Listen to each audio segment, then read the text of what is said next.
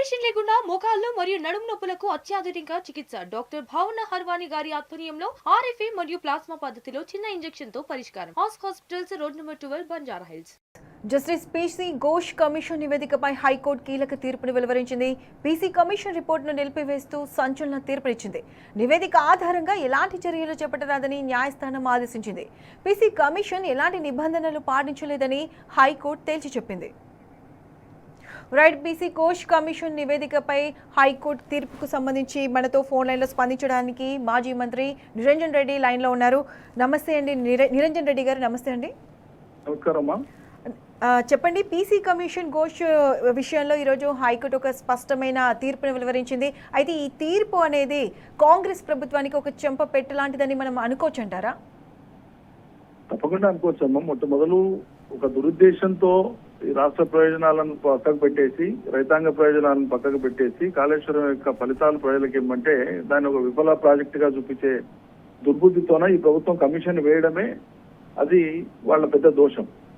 ఆ కమిషన్ యొక్క పరిధిని డిఫైన్ చేయడంలో కానీ, దాని యొక్క స్కోప్ ను డిఫైన్ చేయడంలో కానీ, టర్మ్స్ ఆఫ్ రెఫరెన్స్ లో కానీ, వీటన్నిటిలలో కూడా ప్రభుత్వమే స్పష్టత లేకుండా కమిషన్ ఏర్పాటు చేసింది.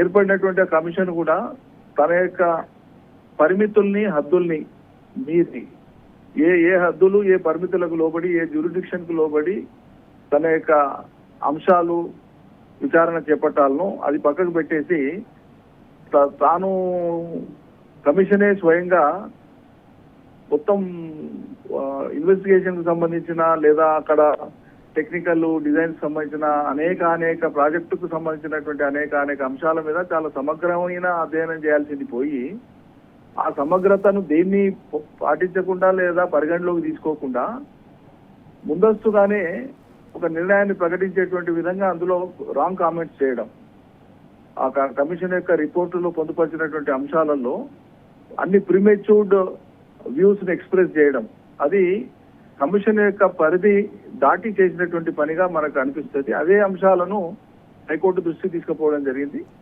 హైకోర్టు మొత్తం ఆ అంశాలన్నింటినీ కూడా పరిగణలోకి తీసుకొని అసలు కమిషన్ ఆఫ్ ఎంక్వైరీస్ యాక్ట్ ప్రకారంగా ఒక కమిషన్ యొక్క పరిధి ఏంటి, ఆ కమిషన్ ఇచ్చేటువంటి రిపోర్టు ఏ రకంగా ఉండాలి, ఆ రిపోర్టు మీద మళ్ళీ ప్రభుత్వం తీసుకోవాల్సినటువంటి చర్యలు ఏంటి, దాని మీద చర్చకు పెట్టి, హౌస్ లో చర్చకు పెట్టి అప్పుడు చేయాల్సింది ఏంటి, ఇవన్నీ పక్కకు పెట్టేసి జడ్జిమెంట్ ఇచ్చేటువంటి విధంగా బౌండరీ లైన్ ను అతిక్రమించి వారు చేసినటువంటి అబ్జర్వేషన్స్ అన్ని కూడా చట్టవిరుద్ధమైనటువంటివి.